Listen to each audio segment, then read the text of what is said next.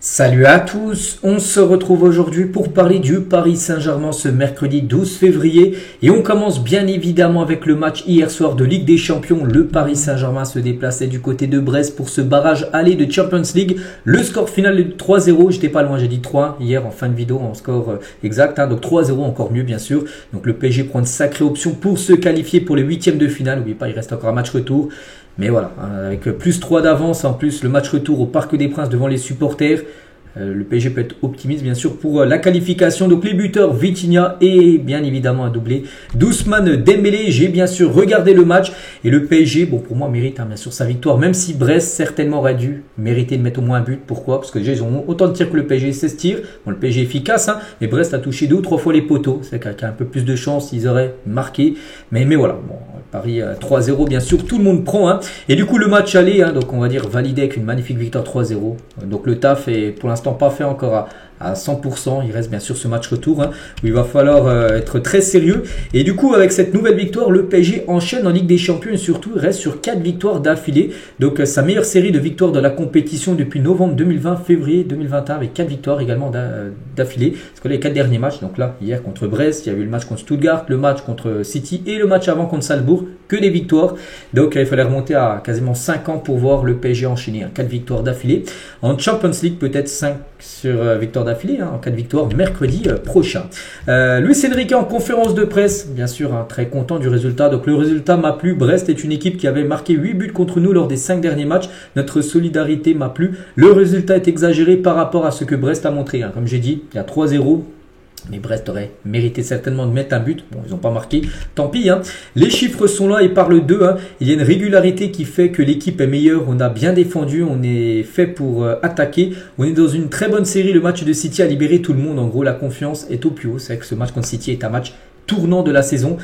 Souvenez-vous, c'est défaite. Enfin, le PSG perdait 2-0, imaginez le PSG aurait perdu ce match-là, on ne sait pas, peut-être là le PSG n'aurait même pas joué ce match hier de barrage certainement, mais c'est que ce match contre City les gars était certainement un tournant là, lors des tournants peut-être de la saison bien sûr, et peut-être là le PSG peut viser peut-être très gros pour cette fin de saison. Il a parlé aussi d'Ousmane Dembélé, voilà Dembélé qui marche sur l'eau, donc Dembélé a un comportement irréprochable, il faudrait lui demander ce qu'il a mangé à Noël, parce que voilà, qu'est-ce qui se passe avec Dembélé, c'est fou les gars, donc il est en pleine confiance, il est déjà bon, enfin il était déjà bon la saison dernière, mais en 2025 il est encore meilleur, bien sûr avec ses buts là ça change la différence, enfin ça fait la diff bien sûr, on voit ses coéquipiers qui le cherchent et le trouvent, et en plus il marque des buts, il a la finition, ce qu'il n'avait pas avant, maintenant il finit à 9, c'est le numéro 9 aussi de l'équipe de France, là lors de la trêve au mois de mars, je suis Deschamps, je le mets numéro 9, voilà Dembélé par rapport à ce qu'il montre bien sûr avec le club parisien. Il parle aussi de Vitinha, Luis Enrique, lui qui a été élu homme du match, Vitinha c'est pas Dembélé, donc il est unique, il occupe un poste de pivot vital pour notre équipe, il apporte énormément, il est fort physiquement et mentalement, il incarne le milieu de terrain parfait. Vitinha qui a réalisé une belle performance, c'est lui qui a tiré le penalty hier, et un penalty très maîtrisé, il sait comment les tirer les penalty, là ton dernier moment quand le gardien plonge à droite, tire à gauche. Voilà, et puis même dans le match, outre son penalty, les gars, dans le match, il était aussi exceptionnel. Et Enrique, toujours, donc il est hors de question de prendre le match au retour comme contre Brest comme un entraînement. Alors, pas du tout. Alors, tu fais ça. Bon, je sais pas s'il ferait une remontada à Brest, mais voilà, tu peux te faire punir. Donc non, voilà, il va prendre ce match très au sérieux mercredi prochain. Sur les 5 derniers matchs contre eux, les 2 fois où on menait de 2 buts, on a fait match nul. L'objectif est de passer en 8e de finale et en gagnant le match, bien sûr, la semaine prochaine, pour bien préparer après. Si tu qualifies soit Liverpool, soit le Barça, mais pas, ça sera l'un de ces deux clubs-là, l'adversaire du PSG, si Paris, bien sûr, élimine l'équipe de Brest.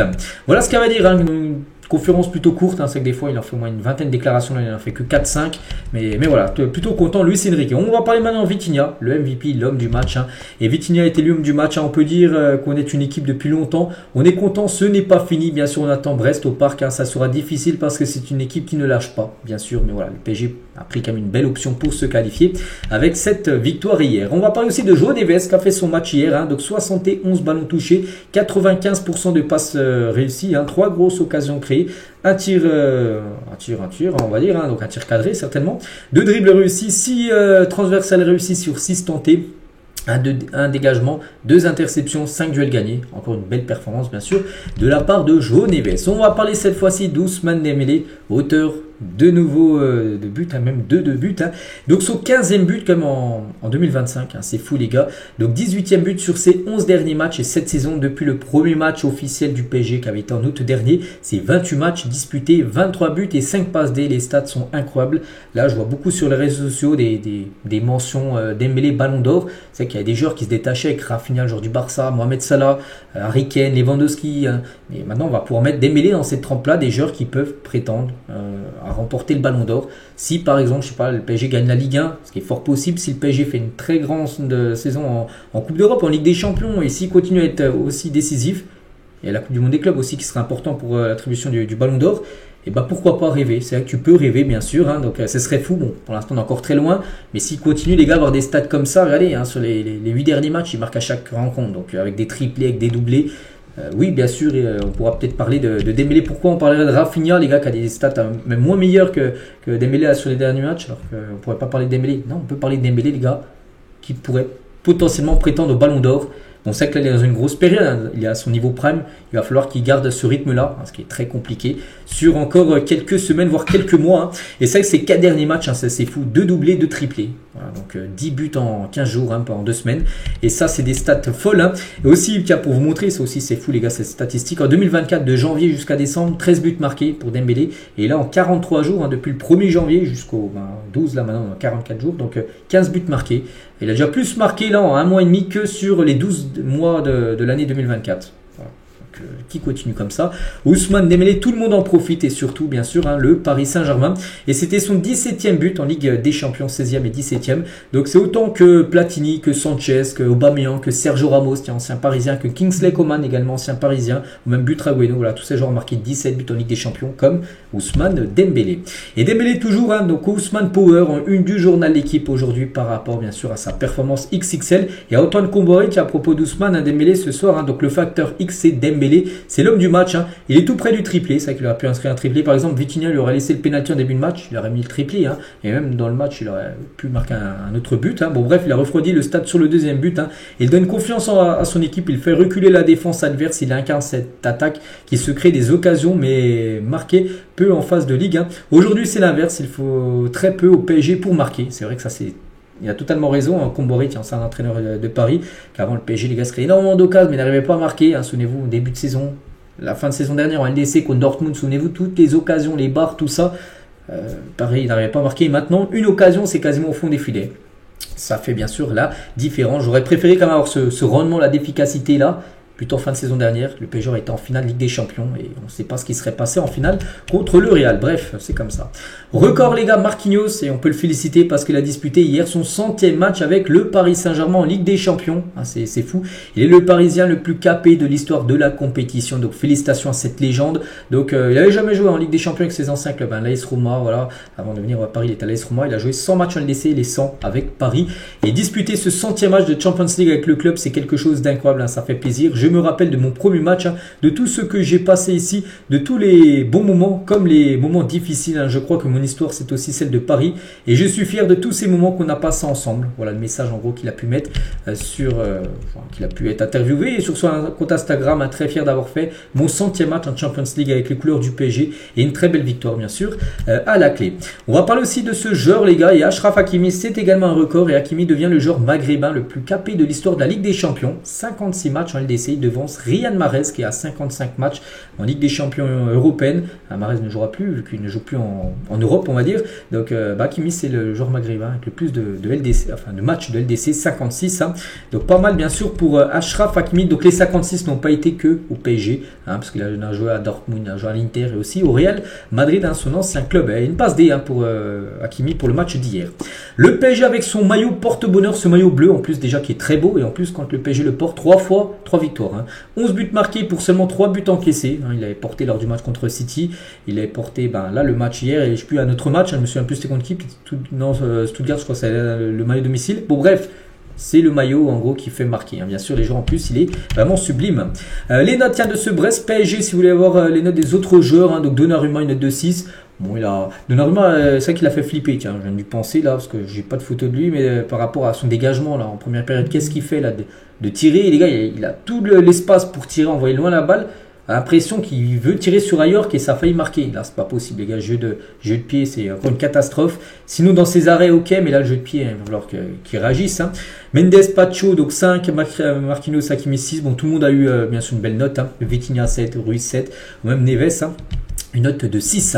Le coach de Brest, hein, qu'est-ce qu'il a pensé de tout ça? Eric Roy ne se fait pas d'illusions pour le match retour. Il a dit hein, le problème au-delà de marquer 4 buts au parc, hein, voilà, pour revenir, hein, il ne faudra pas en prendre, hein, c'est ça le problème, parce qu'ils peuvent, voilà, ils peuvent en mettre 4, mais le problème c'est qu'il ne faut pas falloir en prendre. Ils doivent mettre 4 pour se qualifier, mais sans prendre de but, hein, gagner 4-0 à Paris. Hein, et on voit que le PSG en ce moment marque des buts pratiquement à tout le monde, hein, ça paraît mission impossible.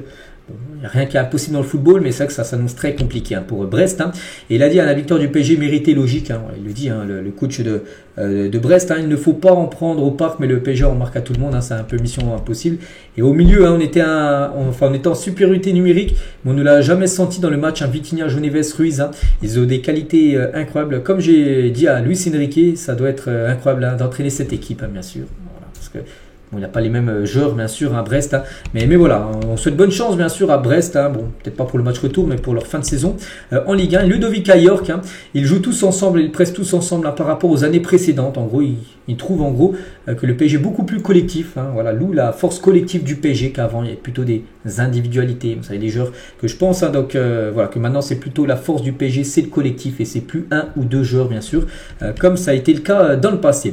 Nasser, les gars, il a pu rencontrer avant le match le président de Brest. Hein, ils ont pu échanger quelques de badges, j'en sais rien. Ils ont pu dîner ensemble, bien sûr, avant la rencontre hier. Et n'oubliez pas aussi que c'est pas le même budget aussi, Brest et Paris. Le salaire le plus haut à Brest, c'est 100 000 euros. Le salaire le plus haut au PSG, c'est 1 120 000 euros. Je ne sais pas c'est qui, je crois que c'est d'être Marquinhos, je crois, le joueur le mieux payé. Ça fait longtemps qu'il est au club. Je pense qu'il a dû depuis négocier, bien sûr, un très gros salaire. Donc voilà, c'est vrai que c'est un monde d'écart et le PSG à respecter, on va dire, la hiérarchie. Bref, voilà ce qu'il y a à dire sur cette rencontre. Tiens, il y avait 3 autres rencontres hier de barrage. Hein. Voilà, avec victoire du Real, victoire de la Juve, victoire de Dortmund. Voilà, on peut voir que quand même 3 équipes à l'extérieur se sont imposées et que le PSG, comme Dortmund, est quand même une sacrée option pour se qualifier pour les 8e de finale. Le programme maintenant, donc le match contre Brest, hein, je pense qu'on a bien parlé. Prochain match Toulouse, les gars. Toulouse, c'est samedi soir à 21h05 à Toulouse.